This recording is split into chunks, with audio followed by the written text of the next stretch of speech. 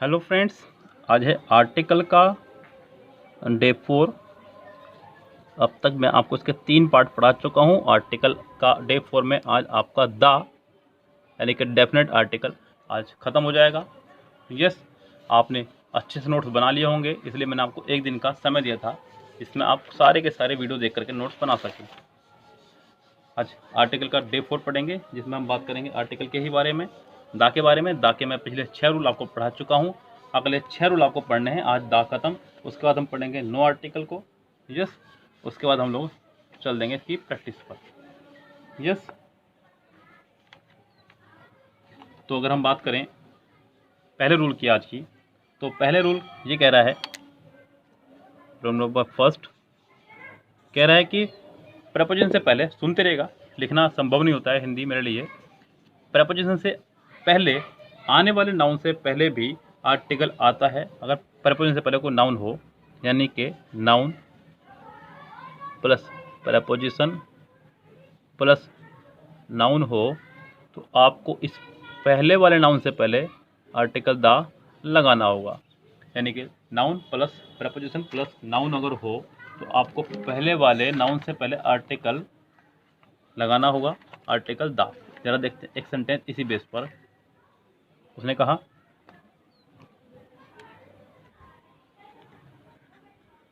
The students of this class are naughty. अगर आप गौर करें तो यहाँ पर आपका प्रपोजिशन, फिर ये नाउन और ये भी नाउन, इसलिए आपने इससे पहले लगाया है the students of this class are naughty. इस पार्ट को पार्टिटिव भी बोल देते हैं ग्रामर के अनुसार।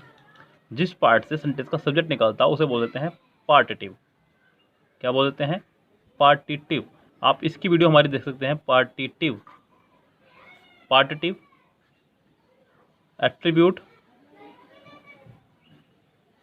और सब्जेक्ट कॉम्प्लीमेंट के ऊपर एक अलग से ही वीडियो बनाया हुआ है, यूट्यूब पर जाइएगा, लिखिएगा सौरभजन सर, पार्टिटिव बाय सौरभजन सर, अपना वीडियो निकल कर आ जाएगी। एक सेंटेंस और एग्जाम का आया हुआ है, एग्जाम के आया हुआ सेंटेंस है जो मैं आपको बताना चाह रहा हूँ। कह रहा है कि द टीचर, जैसा एग्जाम में आया था मैं सिर्फ वैसे लिखूंगा फिलहाल। The teacher drew an attention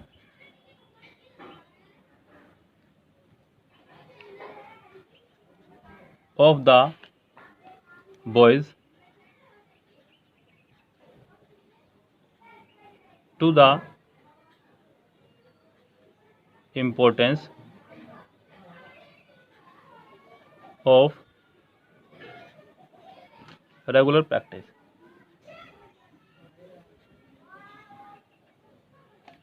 the teacher drew an attention of the boys to the importance of regular practice. अगर यहाँ गौर करें तो यहाँ पे द टीचर के साथ में यह वर्ब आ गई, तो गुस्सा होगा आपका अलग। अगर हम बात करें इस पार्ट की, तो ऑफ के बाद एक नाउन आया हुआ है, ऑफ से पहले भी एक नाउन है, क्योंकि नाउन जिसके आखिर में TION हो वो आपको कहलाता है नाउन। अभी मैं आपको नाउन पढ़ाऊंगा तब मैं आपको ये खूब अच्छे समझा दूंगा, चिंता ना करें आप। तो यहाँ पे आर्टिकल एन की जगह आपको आना चाहिए था द। ये एग्जाम का सेंटेंस है, यहाँ सेंटेंस में इस तरह से एरर दी गई थी। चलते हैं नेक्स्ट रूल पे। रूल नंबर है आपका आज का दूसरा, वैसे ये रूल नंबर है 8। यस, नंबर्स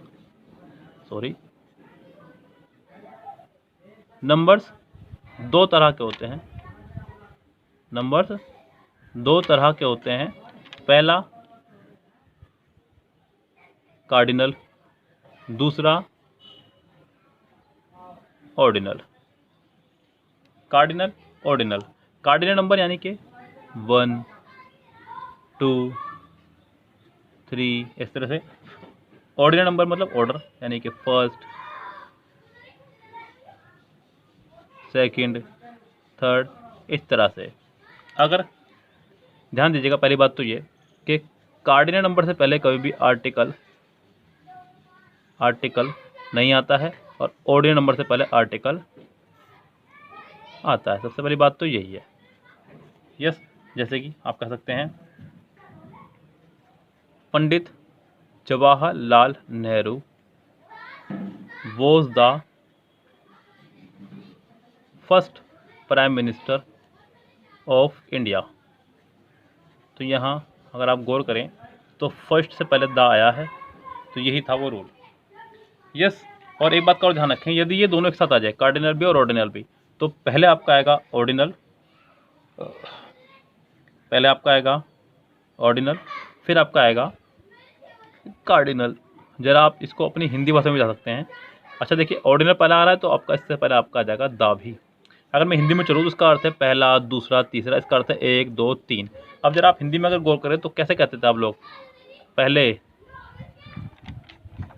2 पाठ याद करने हैं, या फिर 2 पहले पाठ याद करने हैं, हम लोग बोलते थे ये। और यही तरीका सही भी है, पहले 2 पाठ, ना कि 2 पहले पाठ। तो पहले ऑर्डिनल फिर बाद में कार्डिनल, यानी कि the first 2 chapters are important. The first 2 chapters are important. यदि दोनों नंबर एक साथ आ जाएं तो पहले ऑर्डिनल आएगा फिर कार्डिनल आएगा। यानी कि कुल मिला के बाद एक बार फिर से देख लीजिए, नंबर्स होते हैं 2 तरह के, ordinal number 1 2 3, ordinal number first second third. Ordinal number से पहले आर्टिकल दा आता है, कार्डिनल नंबर से पहले आर्टिकल नहीं आता है। जैसे कि पंडित जवाहरलाल नेहरू वो the first prime minister of India, अगर दोनों एक साथ आ जाएं तो पहले ऑर्डिनल आएगा फिर कार्डिनल आएगा, और अगर ऑर्डिनल आएगा तो उससे पहले दा आता है, इसलिए यहाँ पे दा आएगा। यानी कि सेंटेंस इस तरह से आपका एक करेक्ट हो जाएगा। चलते हैं नेक्स्ट रूल पे, रूल नंबर 9 ओवरऑल।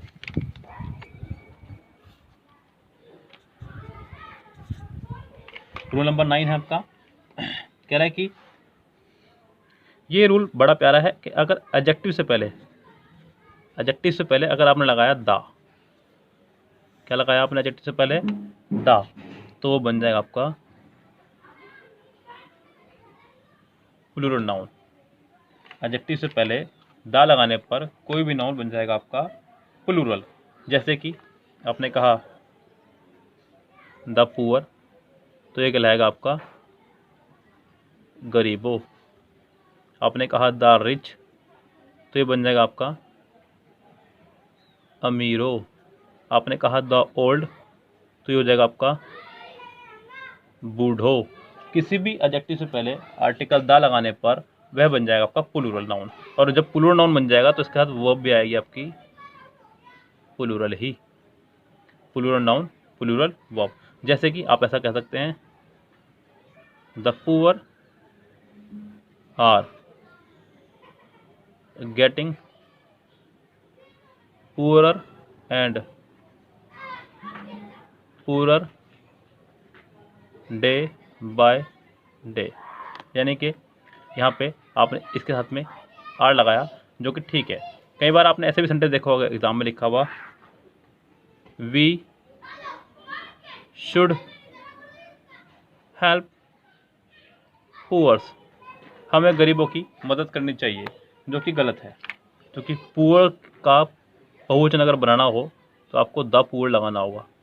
यानी कि कुल मिला के बात यह है कि किसी भी एडजेक्टिव के साथ में, किसी भी एडजेक्टिव का ना तो आप कभी प्लूरल बना सकते, यानी कि एस या ई एस नहीं लगा सकते, ना ही आप उसमें कभी एपस्ट्रोफे लगा सकते।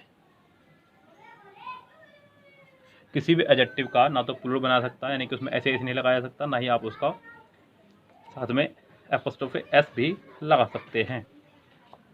चलते हैं रूल नंबर 10 पे। उम्मीद करता हूँ आपको ये रूल समझ में आ गया होगा। रूल नंबर 10 की अगर मैं बात करूँ तो उसको देख लेते हैं एक बार, चलो फिर रह देते हैं यार। रूल नंबर 10, ध्यान दीजिएगा। रूल नंबर 10 क्या कह रहा है कि लैंग्वेज से पहले दा लगाने पर वह पूरी जाति मतलब कास्ट को शो करता है। जैसे कि आपने कहा इंग्लिश, यानी कि एक सब्जेक्ट है, भाषा है इंग्लिश, मैं इंग्लिश पढ़ाता हूँ, लेकिन जैसे आपने कहा द इंग्लिश, तो इसका अर्थ हो जाएगा अंग्रेजों। क्या हो जाएगा? अंग्रेजों। आपने कहा हिंदी एक सब्जेक्ट है, एक भाषा है जो मैं बोल रहा हूँ। आपने कहा द हिंदी, तो इसका मतलब हो जाएगा इसका हिंदुओं। ऐसी बहुत सारे वर्ड, कोई भी भाषा जो आप लगाते हैं। आपने कहा फ्रेंच, फ्रांसीसी एक भाषा है, आपने कहा द फ्रेंच यानी कि फ्रांसीसियो। तो किसी भी भाषा से पहले आर्टिकल दा लगाने पर वह पूरी की पूरी जाति को शो करेगा, यानी कि आपका यहाँ पे मीनिंग चेंज हो जाएगा। सेंटेंस अगर मैं देखूँ तो इस तरह से, जैसे मैं कहने लगूँ अपने बारे में कि I am the English teacher, या फिर मैं कहने लगूँ इस तरह से कि I am an English teacher, तो ये दोनों ही तरीके गलत होंगे कहने के मेरे, क्योंकि आपने इंग्लिश से पहले आर्टिकल एन का इस्तेमाल करा, आर्टिकल दा का इस्तेमाल करा, यानी कि इसका मतलब ये निकल रहा है कि मैं एक अंग्रेज टीचर हूँ। क्योंकि मैं एक अंग्रेज टीचर नहीं हूँ, मैं सिर्फ अंग्रेजी पढ़ाने वाला हूँ, अंग्रेज टीचर मैं नहीं हूँ। तो यहाँ पे होना चाहिए था सेंटेंस का formation, I am the teacher of English, I am the teacher of English. Sentence का फॉर्मेशन ये होना चाहिए था, जो कि सही होता। यस। तो उम्मीद करता हूँ आपको ये रूल समझ में आया होगा खूब अच्छे से। चलते हैं नेक्स्ट रूल पे। नेक्स्ट रूल है आपका रूल नंबर 11, आज का 5th, और वैसे टोटल 11। आर्टिकल दा आपका समाप्ति की तरफ है। सिर्फ 2 ही रूल रह गए हैं, 11 और 12। मैं ये कहूँगा आपको बार बार कि नोट्स साथ साथ बनाते चलें, लिखते चलें, अच्छी सी नोटबुक ले लें एक साथ में आप अपने, जिससे कि वो आपके काम आ सके, क्योंकि आपके नोट्स में आपको पता होता है कि आपने कौन सी बात कहाँ लिखी है। यस, वो आपके हमेशा काम आते हैं, आपको कभी नहीं साथ छोड़ते हैं। अगर आप सोच रहे हैं कि मैं वीडियो से स्क्रीनशॉट ले लूँ और फिर मोबाइल में रखे रहने दूँ, कोई दिक्कत नहीं है, ऐसा नहीं होगा माय डियर। मोबाइल में रखी हुई चीज़ आप कभी पढ़ ही नहीं पाएंगे, थोड़े समय बाद आपको वो डिलीट ही करनी पड़ेगी मेमोरी फुल होने की वजह से। इसलिए अच्छा होगा कि आप नोट्स बना लीजिए, बना लीजिए, बना लीजिए। मैं आपको ये बात बार बार कह रहा हूँ। चलते हैं आपके 11वें रूल पे, ध्यान दीजिएगा। Most of, some of, both of,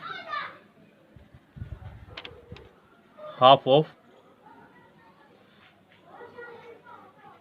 none of,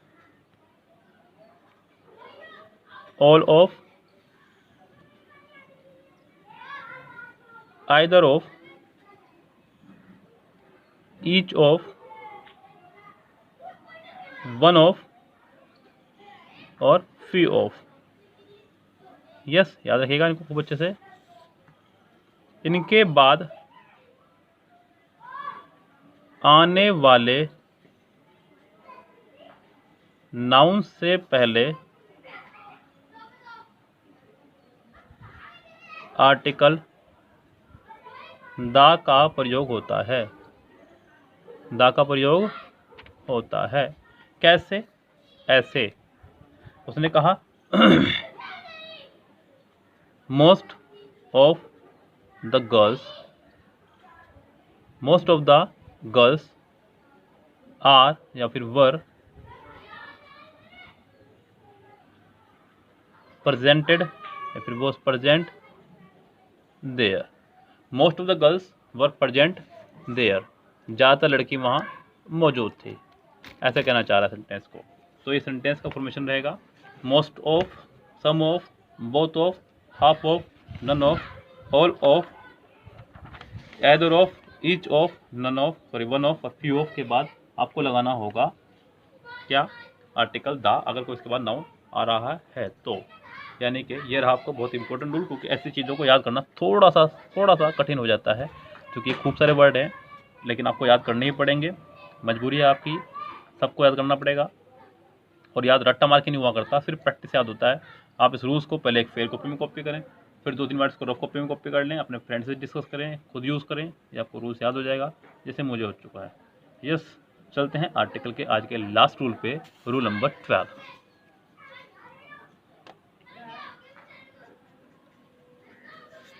rule number 12 क्या कह रहा है, ध्यान दीजिएगा। Both plus the plus noun,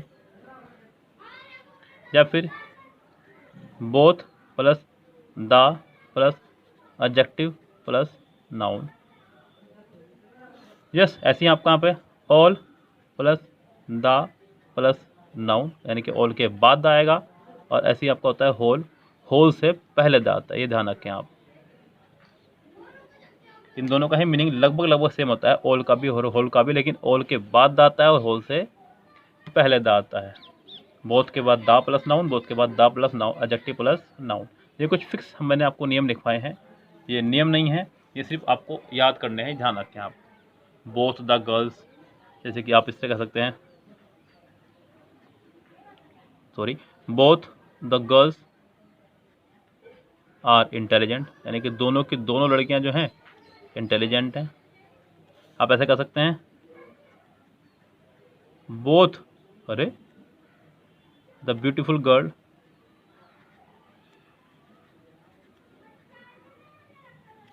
are intelligent, जो ऊपर लिखा, यहाँ पे आपने एडजेक्टिव प्लस नाउन लगाया, जैसा कि मैंने ऊपर बताया, both plus adjective plus noun से पहले दा। यहाँ थोड़ा सा मिस्टेक हो रहा, पता नहीं क्यों हाथ ई पे चल रहा है, माफी चाहूँगा। आपने कहा all the students were present there, all the students were present there. या फिर एक और एग्जाम्पल है, the whole India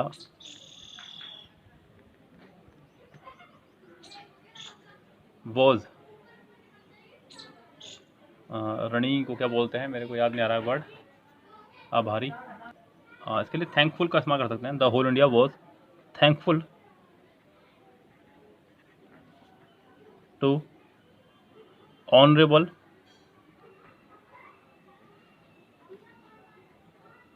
prime minister Modi ji. यानी कि पूरा का पूरा भारत जो है ऋणी है, आभारी है, धन्यवाद देता है हमारे सम्माननीय प्रधानमंत्री मोदी जी को।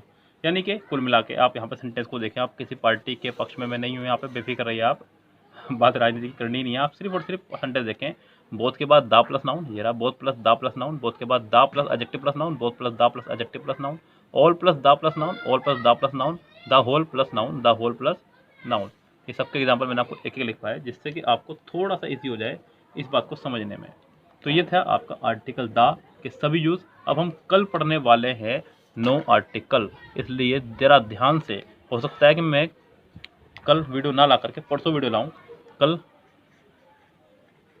आपके लिए मैं मिरर ऑफ कॉमन एरर लेकर आऊँगा, इसलिए आप पूरा का पूरा ये प्रोसीजर पहले अच्छे से लिख लीजिएगा, रट लीजिएगा, याद कर लीजिएगा, यूज़ करना सीख लीजिएगा। नो आर्टिकल परसों पढ़ेंगे, ये परसों खत्म हो जाएगा, या कल भी आ सकते हैं, इसकी वीडियो खत्म भी हो जाएगा। फिर उसके बाद करेंगे practice mirror of common error से, ये रखी हुई नीचे book mirror of common error, इसी से करेंगे प्रैक्टिस। चलिए फिलहाल चलते हैं, तब तक के लिए आपसे लेते हैं विदा। Have a nice day, see tomorrow, शब खैर, गुड नाइट।